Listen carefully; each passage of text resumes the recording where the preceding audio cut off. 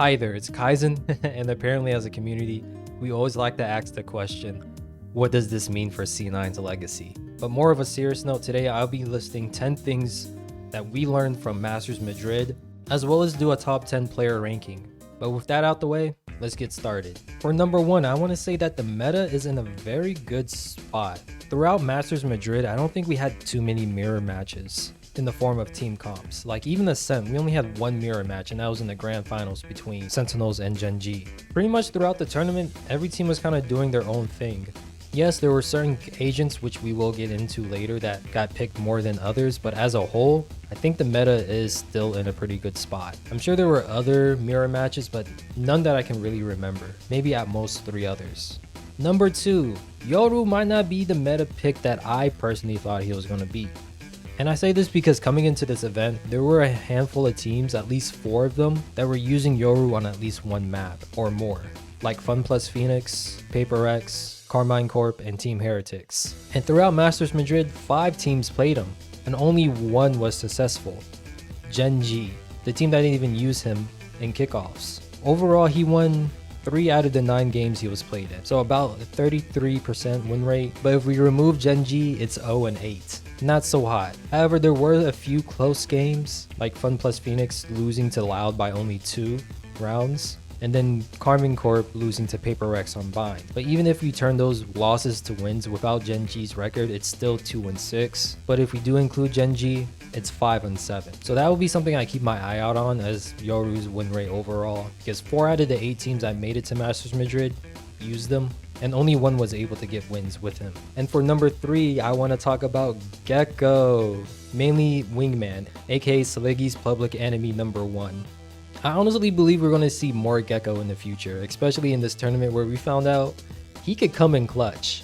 Like, I already knew in the Americas that we saw a couple of times where he came in clutch for Sentinels, as well as the fact, I think it was an Icebox game where he was able to defuse, making him really good to counter like Viper's Pits, Orbs, and even her Snake Bites. And if you pair Gecko with Sky, you're almost guaranteed a flash, right? Because if your timing is good with those 2 blinds, they're either going to get blinded by Sky's Bird if they try to shoot down Dizzy, or hit by Dizzy if they try to look away from Sky's Bird. Honestly, he's a pretty good initiator. I only see his stocks rising from here too. Number 4, Viper and Omen are a deadly combo. Kind of already knew this coming into Masters Madrid, but I think this event kind of just solidified that fact. And I'm kind of worried because I hope that they don't nerf Viper and Omen to the ground, especially when we have maps like Icebox and Breeze still in the rotation. Especially Breeze, because it's already stressful to play that map, and having a weakened Viper would just make it even worse. But a lot of people are calling for heavy nerfs to Viper and Omen, and that could open the door for other controllers to be played. I just hope Riot does what they did with the Sentinels and Initiator class, where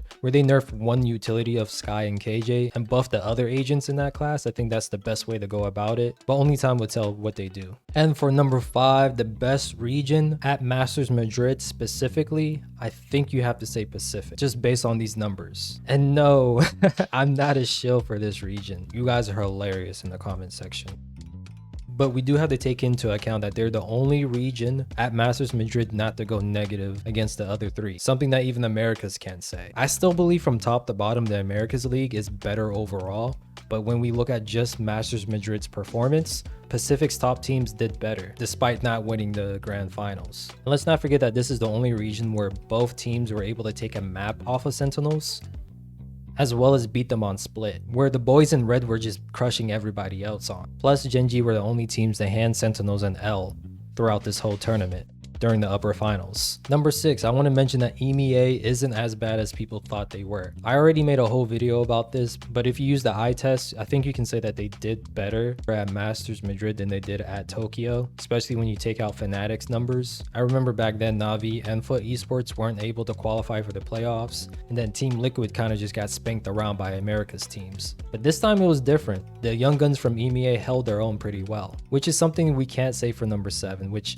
China was probably the worst region here, and it wasn't because of aim. I already mentioned this when I was talking about FPX versus Loud, where their headshot percentages were a lot higher than the majority of Loud players. Of course, this number doesn't take into account headshot misses, but how many of your bullets hit their head versus the rest of their bodies. But regardless, it's still pretty high, and they only lost by 2 rounds on a map like Breeze, which might be the most mechanically demanding map in Valorant with aiming. Even PaperX's coach Alex said something similar, that China might have the best raw aim in the game. Plus, EDG were able to beat PaperX and Gen G on Icebox as well. But after that Icebox game, they kind of just got manhandled by Gen G and Loud. I do want to mention against their Loud game, there were a lot of rounds that were a 1v1 or 2v2 that they just lost.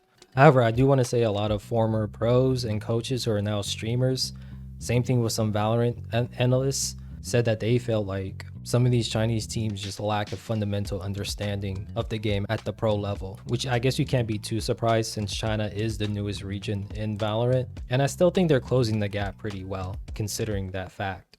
For number 8, I kind of hate to say this, but the 8-team tournament wasn't such a bad idea. I don't think there was a single day where 4 teams played and you can say that both matches were boring, which we can't really say for past tournaments where you could say it was a boring day because you got back-to-back blowouts. Don't think you can say that for any of the days in Masters Madrid. The crowd was okay as well. I still think Masters Tokyo crowd has been the best so far when it comes to not being impartial and actually showing up to every single game. But the Spanish crowd did a pretty good job at showing up to the games that mattered and sticking around too. And I think you can go 2 ways with explaining why each match was so exciting. And one of which was because the level of talent was so condensed. We got to see the best play matches that actually mattered every single day. Or the second reason, maybe the level of competition throughout the world just increased and are getting closer to each other.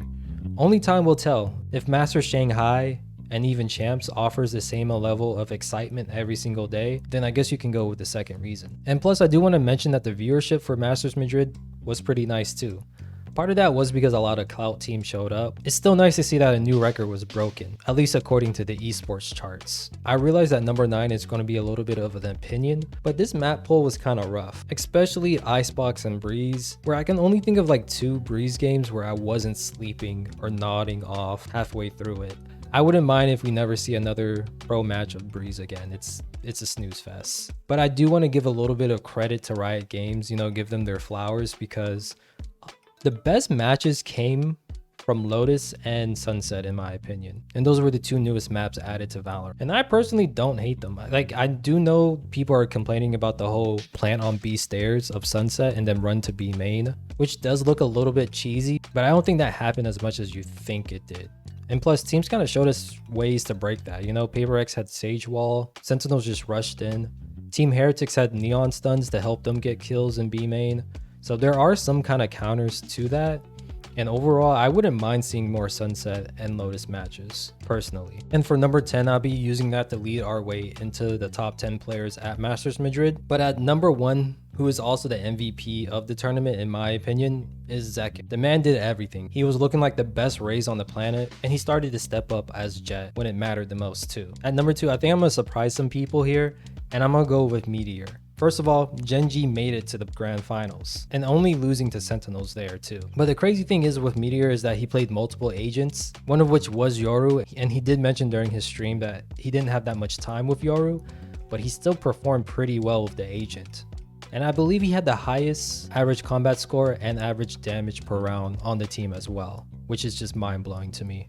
Next up, I want to include Forsaken. He kind of held this team together pretty well, playing a number of different agents. He's like basically the definition of having an agent pool transform into an ocean. It's crazy the amount of characters he can play and still make them look good. Right? His numbers aren't as impressive as the other people, but part of that was because he did a lot of sacrificing on Cypher and wasn't able to like keep up with that same production on that agent, versus on a different one like Raze, where he went absolutely ballistic on. Like, I wouldn't mind in the future seeing more Forsaken on Raze and maybe just keep Monyet on Omen. I mean, Omen is in meta anyway, so.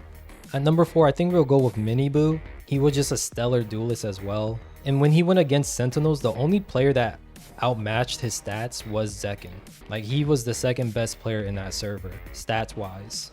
After that, we'll go with Charon. who Gen G players say themselves is their best aimer. There was multiple times he made me a believer in Astra on any map.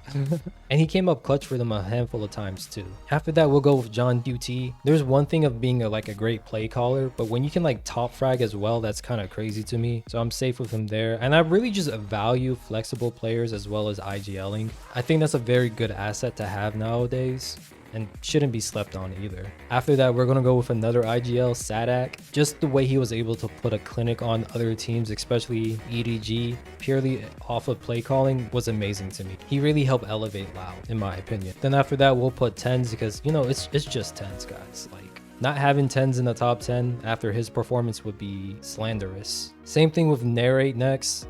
He has the third highest average combat score and average damage per round. If he's not in your top 10, I think you're just like an EMEA or America's hater at that point.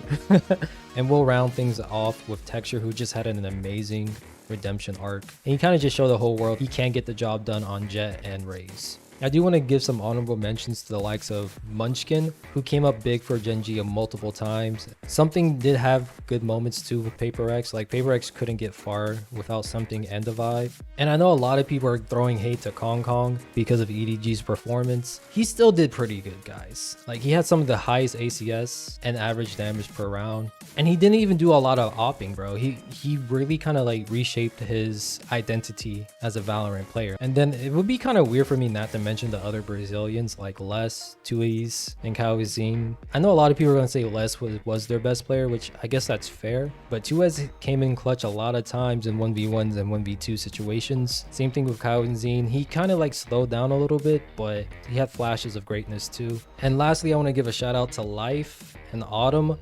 I didn't put them in my top 10 despite them having like crazy numbers, mainly because they played less than 100 rounds. I think you need to at least play 100 rounds for me to like validate those numbers, as well as the fact that you need to win games and maps too. But despite that, it'd be kind of wrong for me not to like mention them for their efforts, because once they were on fire, they were red hot. They just need to improve those strategies and mid-round calling, and I can see them going even farther in the future. Those are the 10 things that I wanted to share with you guys from Masters Madrid. What are some things I missed? What were your favorite moments? And who do you have in your top 10? Let me know down below. Till next time, stay safe, and I'll see you guys later.